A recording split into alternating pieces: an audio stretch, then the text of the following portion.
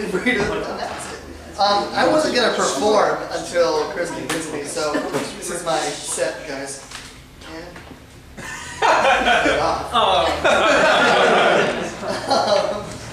So I realized I'm not the best at writing jokes. These lights are really weird.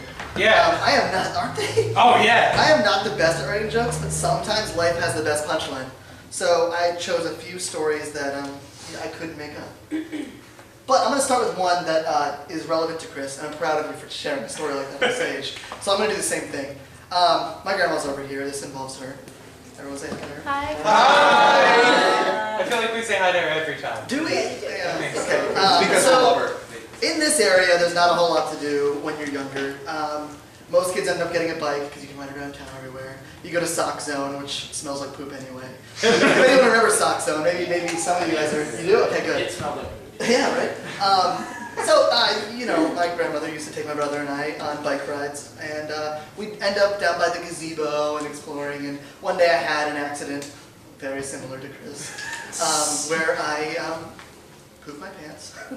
And on a bike, it makes the mess way worse. But instead of making me change in the parking lot, my grandma actually stole cardboard out of someone's garage, and covered her seats in cardboard so I could sit up. Just wanted to get that out of the way because just to know, I only have 4 things on here, but I'm going to mark them. Just to know, I didn't shit myself. I shit on myself. I pooped myself. Shitting, right? Yeah, cross out, pooped my pants. Okay, the next one. This isn't, it's not super funny, but it's a good story. So, back in the days of sleepovers, which were the most exciting things in the entire world, a bunch of friends and I used to go out to Port Trevorton, where a friend of mine lived, and it was like the best jailbreak manhunt house ever. And normally things like that would end up with us telling scary stories or daring each other to do stupid things.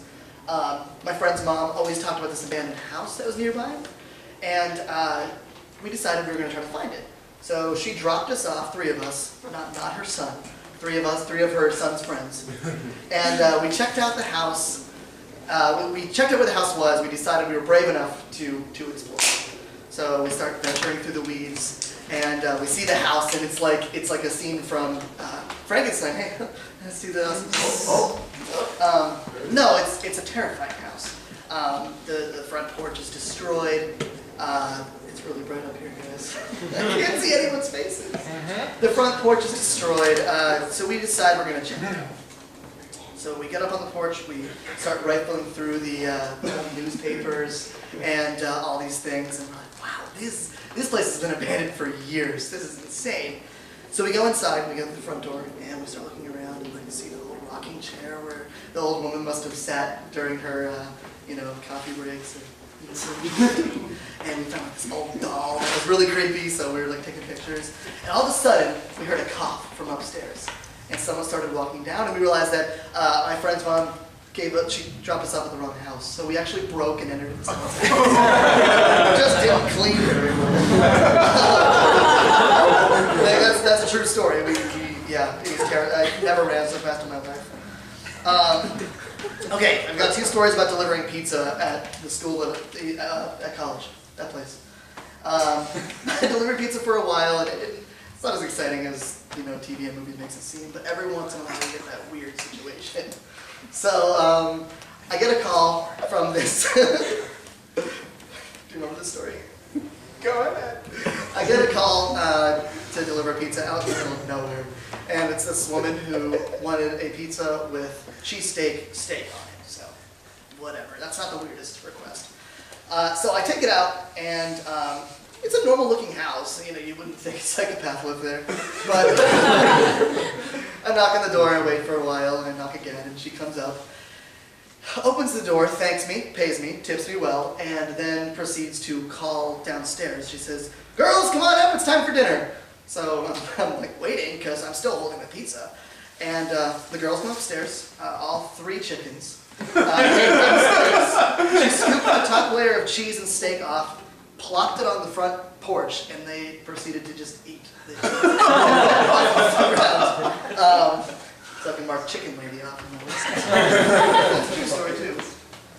I delivered pizza, and every once in a while you get an extra cheese.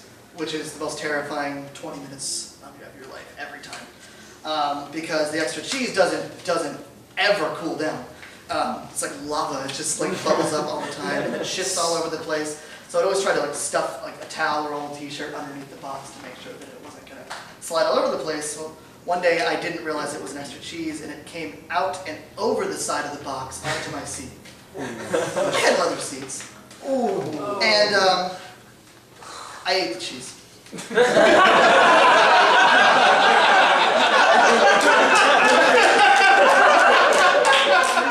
In an effort to hide the mistakes that I had made, I cleaned up the box and I ate the extra cheese.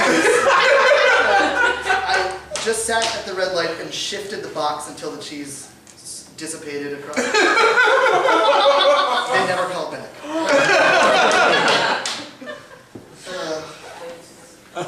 Glad I don't work there anymore. I didn't drink till I was 21. I didn't have a sip of alcohol until I was 21. It just so happened that I turned 21 in a house with 10 guys who were some of my closest friends at the time.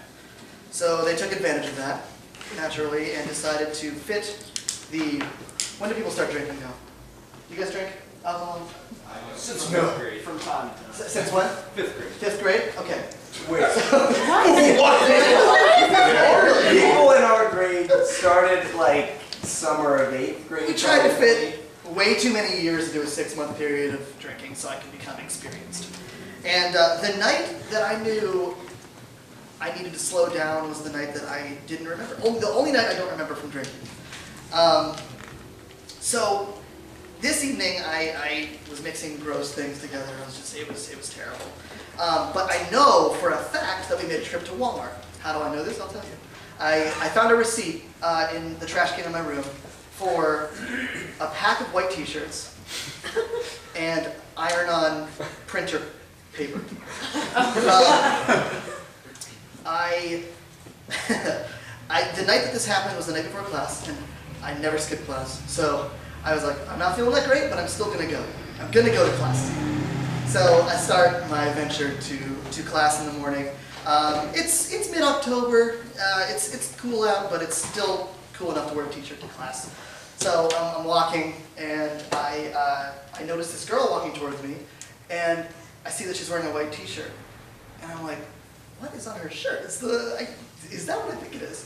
It was my face right here on her shirt, and I was like, it looked like I was upset. I was making a sad face. So I get to class, I sit down, and I notice my friend Joe is sitting in the classroom with me, and he looks at me and he kind of starts laughing, and he unzips his hoodie, and it's an angry face.